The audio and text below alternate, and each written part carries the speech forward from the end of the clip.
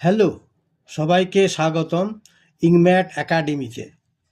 তোমরা যারা মাধ্যমিক 2026 ম্যাথামেটিক্স নিয়ে ভয় পাচ্ছ, আজকের এই ভিডিওটি তোমাদের জন্যে গেম চেঞ্জার হতে চলেছে।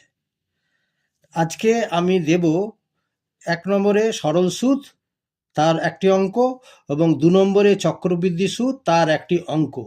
তাহলে ভিডিওটি স্কিপ না করে শেষ পর্যন্ত দেখো। আচ্ছা, 1 নম্বরের অঙ্কটিতে বলা হয়েছে বার্ষিক 10% হারে 2 বছরে 5,000 টাকার চক্রবৃদ্ধি সুদ নির্ণয় করো। সমাধান: প্রদত্ত আসল প্রিন্সিপাল মানে উইদিন ব্র্যাকেটে পি সমান 5,000 টাকা। বার্ষিক সুদের হার রেট অফ ইন্টারেস্ট অর্থাৎ আর সমান 10%, এবং সময় এন সমান হচ্ছে 2 বছর। এখানে এন মানে হচ্ছে টাইম। চক্রবৃদ্ধি সুদ এ সমান নির্ণয় করতে হবে, প্রশ্নবোধক চিহ্ন, এটিকেই নির্ণয় করতে হবে। এখন চক্রবৃদ্ধি সুদের সূত্রানুযায়ী এ সমান P into within bracket 1 plus R by 100 to the power N, এটা হচ্ছে ফর্মুলা। আবার বলছি, দেখো, এ সমান P into within bracket 1 plus R by 100 to the power N.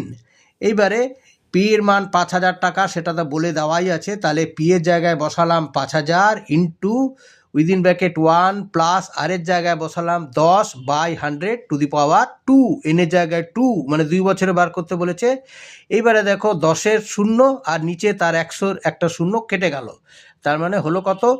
5,000 into within bracket 1 plus 1 by 10 to the power 2 সমান 5,000 within bracket 10 plus লসাগু করলাম, নিচে 10, তাহলে 10 উপরে 10 plus 1 by 10 to the power 2 সমান 5,000 ইন্টু 10 প্লাস 1 হলো 11 বাই 10 টু হোল স্কোয়ার।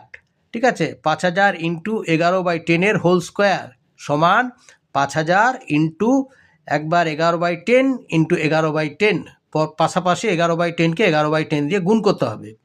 এইবারে দেখো 10-এর একটা 0 আবার পরের 10-এর একটা 0, মানে নিচের দুটো 0 আর উপরের দুটো 0, 5,000-এর দুটো 0 কেটে গেল। তাহলে রইল কত না 50 ইন্টু 11 ইন্টু 11। এবারে গুণ করলে দেখো 11কে 11 দিয়ে গুণ করলে হবে মুখে মুখে 121, 121কে 50 দিয়ে গুণ করলে হবে 6,050 টাকা।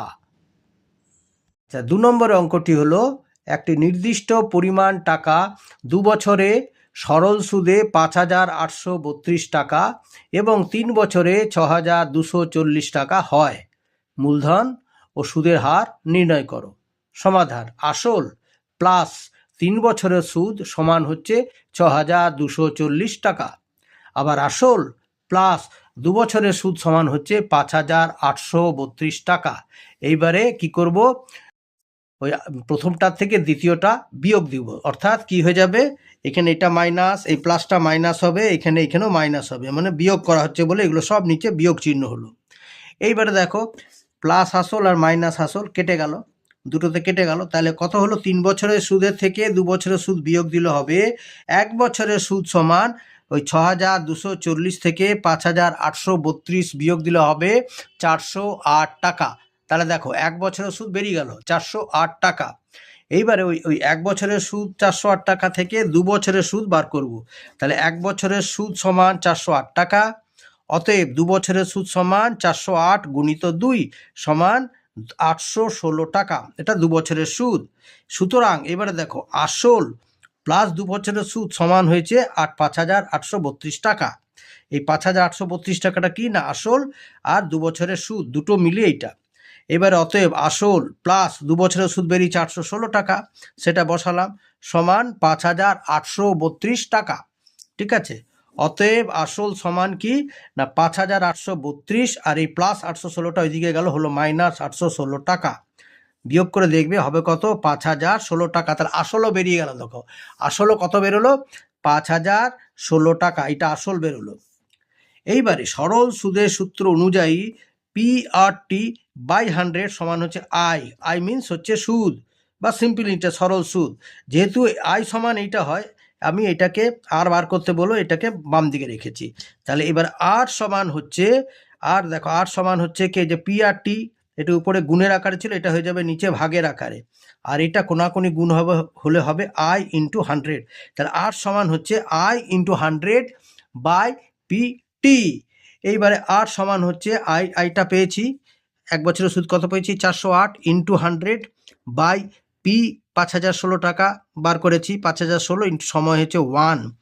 এবার এটাকে গুণ করো, 408কে 100 দিয়ে গুণ করলে হবে 408-এর পাশে দুটো শূন্য বাই 5016 ইন্টু 1 মানে 5016। এইটাকে ভাগ করে দেখবে সমান হবে 8.1333। কয়েকটা আমরা দশমিকের পরে দুটো সংখ্যা নিয়েছি, তাহলে কি দাঁড়ালো 8.13। ঠিক আছে, 8.13।